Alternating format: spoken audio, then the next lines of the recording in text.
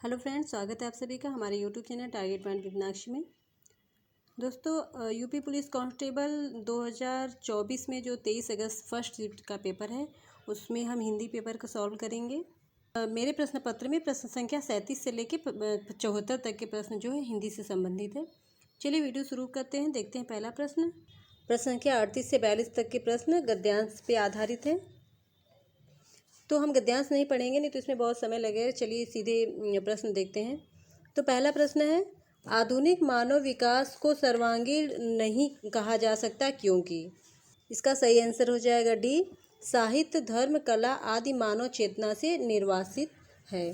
अगला प्रश्न है, तो विस्फोट को मानवतावादी की मर्यादा देना तभी संभव है जब व्यक्ति की। तो इसमें आपका सही आंसर हो जाएगा बी, क्षुद्रता को राष्ट्र की क्षुद्रता न बनने दिया जाए। अगला प्रश्न देखते हैं, आज का मानव अपने व्यक्तित्व और अस्तित्व के प्रति इसलिए शंकालु है क्योंकि। इसका आंसर डी हो जाएगा, वह विज्ञान की विध्वंसक शक्तियों से भयभीत है। अगला देखते हैं, हमारी विज्ञान धृत शिक्षा की सर्वाधिक महत्वपूर्ण देन है। तो इसका सही आंसर हो जाएगा बी, जीवन का अपरिसीम भौतिक विकास। अगला प्रश्न देखते हैं, मानव जीवन को भस्मासुर बनने से कैसे रोका जा सकता है। तो इसका सही आंसर हो जाएगा सी, नैतिक आत्मिक मूल्यों को विकसित करके। अगला प्रश्न है, निम्नलिखित में से वाक्यों के शुद्ध रूप का चयन कीजिए। इसका सही आंसर डी हो जाएगा, भारत में अनेक जातियां। अगला प्रश्न है, विस्मादि बोधक चिन्ह। तो इसका फर्स्ट आंसर सही हो जाएगा ए। अगला प्रश्न देखते हैं, वह आई हो तो मेरी चिट्ठी उसे दे देना। इस वाक्य में कौन सा काल है। तो इसमें संभाव्य काल है। सी आंसर सही हो जाएगा। अगला प्रश्न है, सोच असौच शब्द युग्म का सही विकल्प चुनिए। तो इसमें आपका सही आंसर हो जाएगा बी, बिना सोच के अशुद्धि।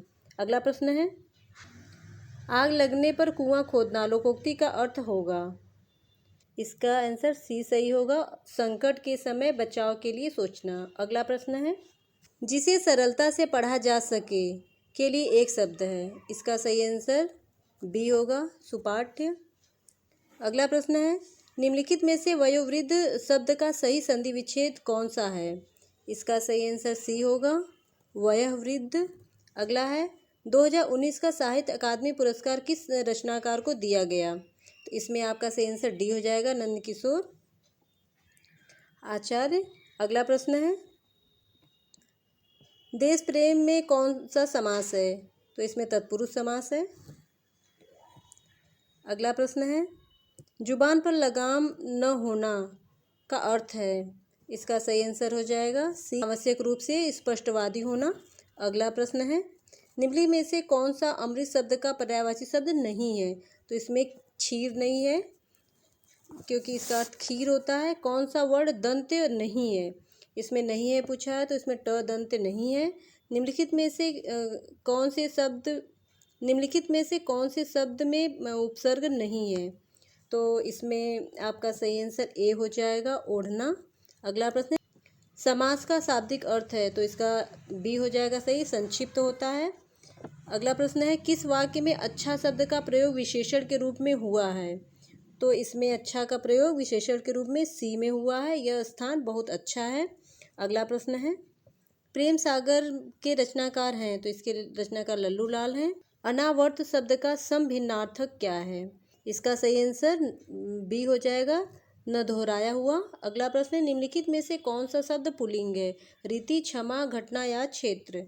तो इसका सही आंसर हो जाएगा क्षेत्र, ये पुल्लिंग शब्द है। अगला देखते हैं, क्या भूलूं क्या याद करूं हरिवंश राय बच्चन की आत्मकथा श्रृंखला का कौन सा भाग है। तो ये पहला भाग है, क्या भूलूं क्या याद करूं। दूसरा भाग है नीट का निर्माण फिर। तीसरा है बसेरे से दूर और चौथा है 10 द्वार से सोपान। अगला देखते हैं, हिंदी भाषा के लिए साहित्य अकादमी पुरस्कार के प्रथम विजेता कौन है। तो प्रथम विजेता थे माखनलाल चतुर्वेदी।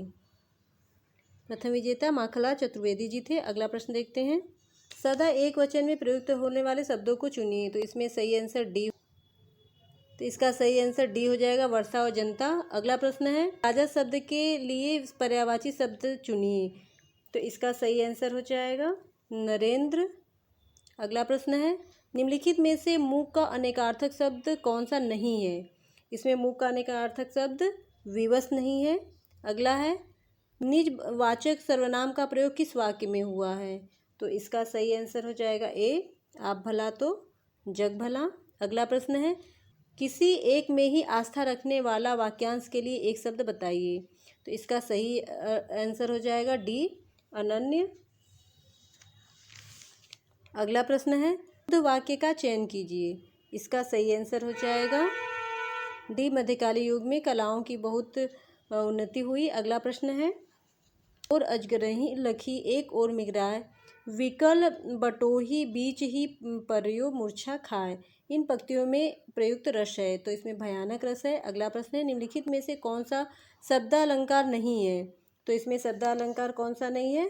तो रूपक इसमें शब्दालंकार नहीं है। अगला है, जब दो व्यंजन एक साथ मिलते हैं तो उन्हें क्या कहते हैं। इन्हें संयुक्त व्यंजन कहते हैं। अगला प्रश्न है, अगम आगम शब्द युग्म का सही अर्थ है। इसका सही आंसर हो जाएगा बी, दुर्लभ और उत्पत्ति। उत्पत्ति और दुर्लभ डी गलत होगा, इसमें बी सही होगा, दुर्लभ और उत्पत्ति। अगला प्रश्न है, मैं आम खा लिया है, वाक्य में प्रयुक्त काल है। तो इसमें आसन्न भूतकाल है, इसमें बी आंसर सही हो जाएगा। तो आपके कितने प्रश्न सही हुए हैं हमें कमेंट करिएगा। मिलते हैं अगले शिफ्ट में, तब तक के लिए धन्यवाद।